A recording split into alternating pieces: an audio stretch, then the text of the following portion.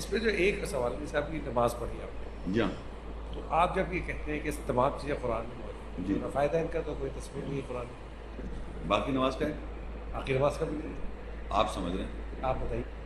جس سمجھ جاتی سب سے زیادہ امپورٹنٹ یا نہیں، ایک لے لیتے نا، ایک سے مسلم بخاری بخاری صاحب کو لے لیں، ٹھیک ہے ٹھیک ہے، بات نہیں آپ بخاری صاحب کو لے لیں، وہ کہاں کے بخارا رشیا میں، جی وہ وہاں رہ رہے تھے، ٹھیک ہے۔ اب آپ سوچئے ان کو تصور کریں کہ ابھی انہوں نے کوئی کتاب نہیں لکھی، وہ نماز پڑھتے تھے نیشنلی پڑھتے ہو کیسے؟ آپ نہیں آپ بتائیں نا، وہ کیسے پڑھتے تھے؟ آپ پڑھتے ہو گے ایسے؟ تو ایسے میں بھی پڑھ رہا ہوں، نہیں آپ نہیں تو وہ نہیں، ایک سیکنڈ میری، وہ کیسے پڑھتے تھے اگر وہ بتا دیں تو میں بھی ویسے پڑھ رہا ہوں۔ آپ ہمارے میں بتا رہا ہوں نا، آپ کو سوچیں کہ بخارا میں بھی ہیں وہ، ابھی وہ انہوں نے ہجرت نہیں کی وہاں سے کہ وہ مکہ پہنچیں گے، مکہ میں لوگوں سے پوچھیں گے، اقوال جمع کریں گے، اور پھر مسجد حرام میں جو نماز کا طریقہ تھا اس کو وہ لکھیں گے۔ ٹھیک ہے، تو آپ نے بھی ان سے نہیں سیکھی نماز، اگر سیکھی ہوتی تو انہوں نے کیسے پڑھی، مجھے سوال یہ ہے۔ اور پھر وہ مختلف انداز سے لکھی ہوئی ہے، سارا طریقے لکھے ہوئے نا، شیعوں کا الگ طریقہ ہے، سب طریقے لکھے ہوئے۔ تو میں نے جو طریقہ کار جو مسجد حرام کا امام ہے، کیونکہ وہ جب وہ وہاں پہنچے تھے تو وہاں ایک نماز قائم تھی امامت کو، تو اللہ کہہ رہا ہے وَاتَّخِذُوا مِن مَقَامِ إِبْرَاهِيمَ مُصَلَّى، تم اپنی نماز مقام ابراہیم سے مصلی لے لو۔ تو میں نے طریقہ کار وہاں سے لے لیا۔ تو احادیث میں تو 4-5 ہے، آپ نے کیسے آپٹ کیا؟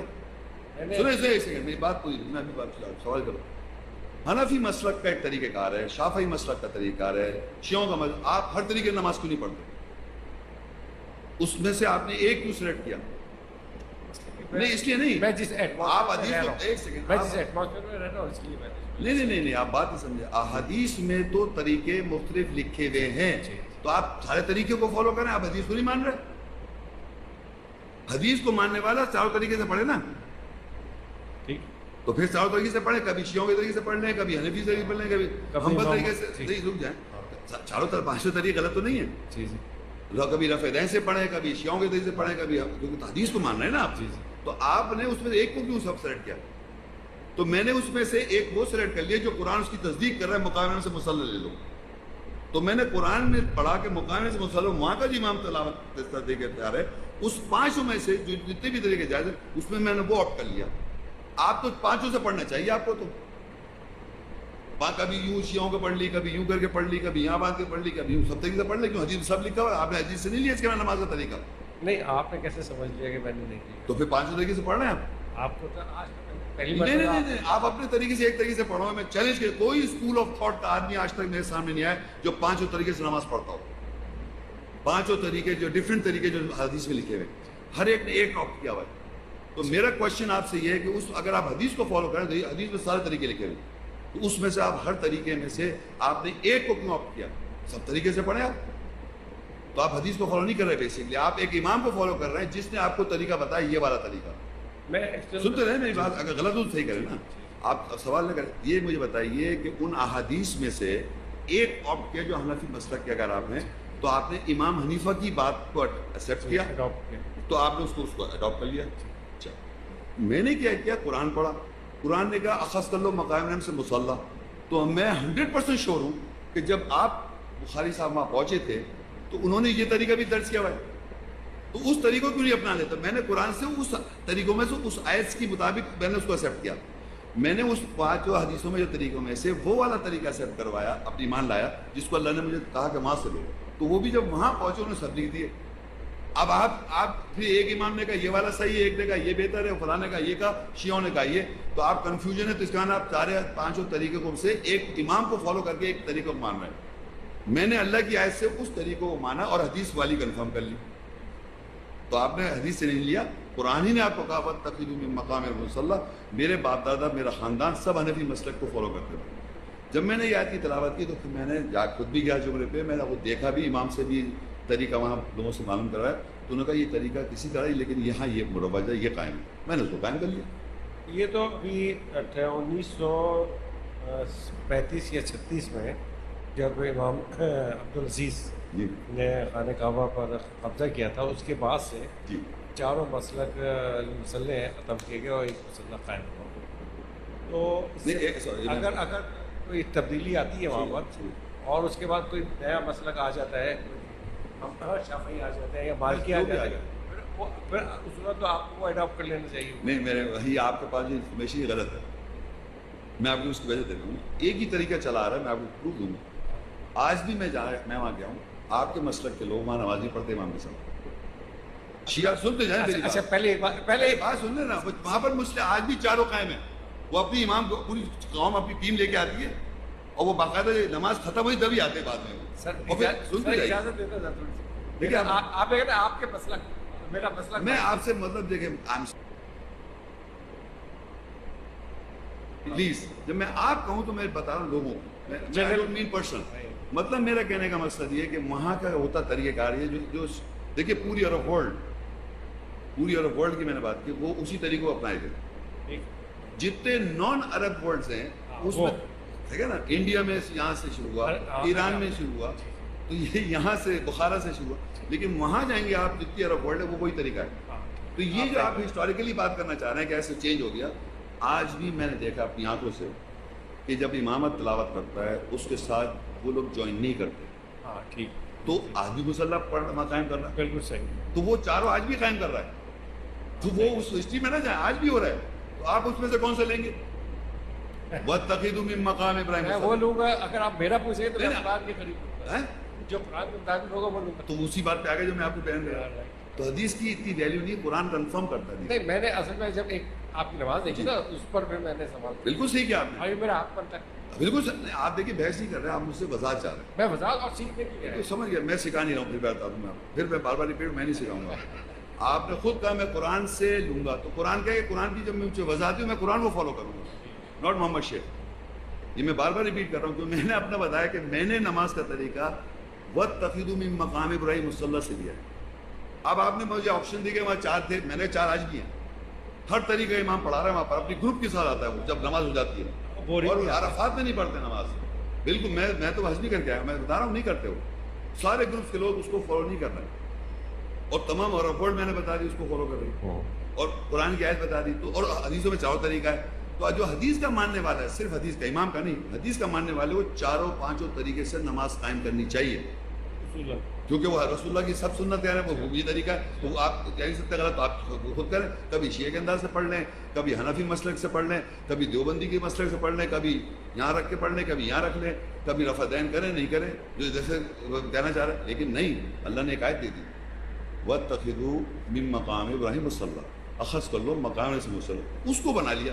اب آپ نے دیکھا حدیث میں سے کوئی ایسی چیز ہے, ہاں مل گئی, اس کو اڈاپٹ کر لیا. تو آپ نے قرآن سے ویریفائی کیا احادیث کو, اور دیکھیے وہ جو تھے جو آپ کو وہاں جواب نہیں دے سکے, جو بخارا میں جب تھے, وہ بخارا میں اپنے بخاری صاحب, امام بخاری صاحب جو تھے, وہ وہاں سے گئے بھی نہیں. جب وہاں نماز انہوں نے کیسے قائم کی تھی, یہ سوچیں آپ. تو وہ انہوں نے اسی آیت کی بیس پہ پوری دنیا میں نمازیں قائم کی اس وقت بھی, ہر زمانے میں. تو یہ کوئی طریقہ کوئی, یہ تو مختلف لوگوں نے مختلف سٹیز یا کنٹریز سے نکلا ہے دوسرا طریقہ. ایران نے اپنا بنایا, انہوں نے اپنا بنایا. ایسے امام بخاری نے تو اس میں رفع دین کی تائید کی, انہوں نے فقہ حنفیہ کی کوئی تائید نہیں. میں ایک اسپیسیفکلی بات نہیں کر رہا تھا, میں اوور آل طریقے آپ کو مل جائیں گے. تو اس میں سے ہم نے وہ والا لینا ہے جو اللہ تعالیٰ نے قرآن میں دیا ہے, تو ہم نے وہ لے. اب اس کا قیام, رکوع, سجود, پورا ایک لیکچر ہے صلاح کا, ہر چیز اس میں آ جائے گی. نماز کے ٹائمنگز آ جائیں گے, وہ سب چیز. ہاں یہ ایک سوال آپ. تو حدیث کا جو مقام ہے وہ میں بتا رہا تھا کہ حدیث جو ہے میرے بارے میں مشہور کیا ہے, میں حدیث نہیں مانتا, میں اس کی وضاحت کرنا چاہتا ہوں. میں نے نماز کے دوران جو آپ کو دیکھا, جی, تو یہی میرے لیے سوال اٹھا کہ جب آپ احادیث کو نہیں مانتے ہیں پھر نماز کا طریقہ کار. ہاں وہ تو تھوڑا سا میں نے آپ دونوں آپ بھی ایگری کر جائیں گے کہ وہ وہیں سے میں بھی لوں گا. ٹھیک, میں اس کو دیکھ بھی لوں گا. نہیں, میں آپ سے کنونس نہیں کروا رہا, مگر میں نے اپنا پروف ایمان بتایا کہ آیات سے میں نے وضاحت کی. اس کے بعد احادیث میں جو لوگوں نے دیکھا پھر خود دیکھ کے آیا, میں کنفرم کیا, پھر میں نے اس طریقے کو اپنایا. یہ تو ایک وہ. اب حدیث پہلے آپ سمجھ لیں, یہ بات سمجھ لیں, اگر یہ آپ کلیئر ہو جائیں گے تو آپ کو ہر چیز کلیئر ہو جائے گی. بائبل ہو, حدیث ہو, یا سائنس کی کوئی تھیوری ہو, یا بائبل میں بھی فیکٹس ہیں. سنیں میں بتاؤں, بائبل میں بھی ایک سچی بات ہے, اللہ کلام نہیں ہے, بائبل میں ایک اچھی صحیح بات لکھی ہے. حدیث میں, احادیث میں بھی اچھی صحیح باتیں لکھی ہوئی ہیں. سائنس میں بھی تھیوریز ہوتی ہیں اور فیکٹ ہوتا ہے. سائنس کی بات کریں تو تھیوری اور فیکٹس ان میں فرق ہے. تھیوری چینج ہوتی ہے, جب فیکٹ بن جاتا ہے وہ کبھی چینج نہیں ہوتا. تو یہ سمجھیں جتنی دنیا میں مذاہب ہیں اور جتنی کتابیں دنیا میں لکھی ہوئی ہیں, ان سب کے اوپر اگر آپ قرآن کو فرقان بنائیں گے تو آپ کا یہ مسئلہ سالو ہو جائے گا. مثال کے طور پہ میں سائنس سے سمجھاتا ہوں. سائنس میں آپ کے اسکالرس, آپ سے مطلب جو اسکالرس ہیں, وہ باقاعدہ کہتے ہیں, یہ ان کے الفاظ میں بتا رہا ہوں, تقریباً ایگزیکٹلی سیم, میں نے ایک اس کا سینٹرل آئیڈیا بتا رہا ہوں کہ اس زمانے میں 1400 سال پہلے, اس زمانے میں یہ بات پتہ نہیں تھی. کس کو؟ جو سائنس نے آج پروف کر دی. محمد صلی اللہ علیہ وسلم کہہ رہے ہوتے مگر آپ بیٹھ کے آرام سے تالیاں بجا رہے ہوتے. باقاعدہ کیٹاگوریکلی کہہ رہا ہوں یہ بات میں, کیونکہ یہ عالم تو سائنس کی بات نہیں جانتے. تو سوٹو سے کہتے ہیں محمد صلی اللہ علیہ وسلم, یہ نہیں کہتے, کہتے بھائی 14 سال پہلے محمد صلی اللہ علیہ وسلم ڈیزرٹ کے آدمی تو ان کو کیا معلوم کہ وہاں جانا, لیکن اللہ نے کیونکہ ریویل کیا, آج سائنس نے اس کو پروف کر دیا. میرا اسٹیٹمنٹ میں ہی بلیو کرتا ہوں. سنیں میں کیا کرتا ہوں. قرآن مجید نے سائنس کے بارے میں ذکر کیا ہوا. بس سائنس سے مراد جیسے بچہ ماں کے پیٹ میں کیسے بنتا ہے, یا آسمان کیسے بارش ہوتی ہے, یا گھوم رہا ہے آربٹ, سب کچھ جو باتیں آپ نے اس کو سمجھا. اب سائنس کرتے کرتے کرتے اس نتیجے پہنچتی ہے, تو اللہ کلام نہیں ہو کہ وہ ایک فیکٹ پہنچ گئی, تو قرآن نے اسے کنفرم کر دیا. تو اللہ نے کنفرم کیا ہوا ہے آپ کی ریسرچ اس کو, وہ قرآن کو نہیں ایکسپلین کر رہا. اسی طرح حدیث کا معاملہ رکھیں, حدیث قرآن کو ایکسپلین نہیں کر سکتی, بائبل قرآن کو ایکسپلین نہیں کر سکتی. قرآن ویریفائی کر سکتا ہے حدیث کو, قرآن ویریفائی کرتا ہے سائنس کی بات کو. تھیوریز چینج ہوتی رہتی ہیں, احادیث چینج ہوتی ہے, صحیح ہیں ضعیف ہیں, بائبل میں بہت سی باتیں مکس ہوئی ہیں. تو قرآن اس کو بتائیے, بائبل میں 3 بیویاں کا ذکر ہے, ابراہیم علیہ السلام کا, آپ مان لیں گے 3 بیویاں. سلیمان علیہ السلام کی 1000 بیویاں, 700 بیویاں, 300 کانکیوبائنز ہیں, ڈیوڈ کی 99. تو آپ سب باتیں مان لیجیے جو بائبل میں لکھا. آپ کہیں گے نا قرآن نے لکھا کوئی ایسی بات نہیں لکھا, السلام علیکم ہٹاؤ. تو میں کہہ رہا ہوں قرآن کو اگر آپ یہ سمجھ جائیں, قرآن فرقان ہے ہر چیز پر دنیا کی, چاہے وہ سائنس ہو, چاہے ہسٹری ہو, چاہے وہ حدیث ہو, چاہے بائبل ہو, چاہے بھگوت گیتا, دنیا کی, وہ اس کو اگر اس کے مطابقت میں تو اس کو ایکسیپٹ کریں گے. ایمان آیت پر ہے, ایمان آیت پر اس نے کنفرم کر دیا تو اس کو ایکسیپٹ کر لیا. بات سے آپ کوئی اچھی بات کہتے ہیں اللہ ایک ہے, قرآن ہے قل هو اللہ احد, کہہ دو کہ اللہ ایک ہے, آپ نے بھی کہہ دیا, تو میں آپ پہ ایمان نہیں لایا, میں لائے آیت پر ایمان. میں نے کہا آپ نے بات صحیح کہی. تو اللہ کہتا ہے ہم نے تمہیں نیشنز اور ٹرائب میں ڈیوائڈ کر دیا تاکہ تم ایک دوسری پہچان کرو. تو ہم پہچان کیسے کریں گے؟ اپنے عقیدے بتاتا آدمی, وہ کہاں سے لاتا ہے؟ وہ دوسری کتابیں پڑھی نہیں, اس نے انفارمیشن, اس کے پاس نالج کہاں سے ہے؟ From the books. اس نے کوئی پیدائشی تھوڑی ہے. پیدائشی طور پہ ہر انسان کے اندر اللہ کا ایسنس ہے. اللہ کہہ رہا ہے ہم نے بشر میں روح پھونک لی ہے. روح کا مطلب اس کی آیت کی ایسنس, وہ ہر ایک کو معلوم ہے. آپ جج کیسے کریں گے صحیح ہے غلط, کہ آپ کے اندر وہ اللہ کی روح ہے اس کتاب کی. جب اس کی وضاحت کسی بھی آدمی کے سامنے رکھی جاتی ہے تو اس آیت کی ایسنس کی بیس پہ وہ پروگرامنگ جو ہوئی ہے, اس کو جس سے کتابوں سے پروگرامنگ کر دی ہے, وہ اس کو صحیح کرتا ہے. اب میں آپ کو ایک آیت قرآن میں بتاتا ہوں کہ دنیا میں لوگ دوسری کتابیں پڑھ رہے ہیں. سنیں سورۃ 34 43 دیکھیے, وَإِذَا تُتْلَى عَلَيْهِمْ آيَاتُنَا بَيِّنَاتٍ, میں اس چیز میں ترجمہ کروں گا. جب تلاوت کی گئی ان سب لوگوں پر ہماری واضح آیات, یعنی آیت کی جب وضاحت تلاوت کی گئی, قالوا, انہوں نے کہا, ما ھذا الا رجل, یہ نہیں ہے سوائے ایک رجل کے, ایک مرد کے, یریدو, وہ ارادہ کرتا ہے, ان یصدکم, وہ روک دے تم سب کو, عما کان یعبد آباؤکم, جس کے تمہارے باپ دادا بندگی کرتے آ رہے ہیں, نوکری کرتے آ رہے ہیں, ان سے روک دے. اور وہ کہتے ہیں وقالوا ما ھذا الا افک مفترا, کہتے ہیں, وہ کہتے ہیں کہ یہ تو سوائے ایک جھوٹا گھڑا ہوا ایک افطرا ہے, گھڑا ہوا. وقال الذین کفروا, اور ان لوگوں نے کہا جو کفر کرتے ہیں آیت کا, للحق, حق کے ساتھ جو آیا, لما جاؤں, جب ان کے پاس آیا, ان ھذا الا سحر مبین, یہ تو واضح جادو ہے. کیونکہ ان کے پاس ایکسپلینیشن کہتی ہے واضح جادو کر دیا. یہ ہر زمانے میں ہو رہی ہے چیز. آگے دیکھیں, وما آتیناہم من کتب یدرسونها, ہم نے نہیں دی کتابیں جس کا انہوں نے درس حاصل کیا ہوا. وما ارسلنا الیہم قبلک من نذیر, ہم نے تجھ سے پہلے ان کی طرف کوئی نذیر نہیں بھیجا. اب یہ جو لوگ جن کا یہ بیہیویئر اوپر بیان کیا گیا کہ وہ کہتے ہیں یہ ہمارے باپ دادا سے ہمیں روکنا چاہ رہا ہے, یا یہ جھوٹا گھڑا ہوئی بات کہہ رہا ہے آیات کو, یہ جادو ہے, وہ کیوں کہہ رہے ہیں؟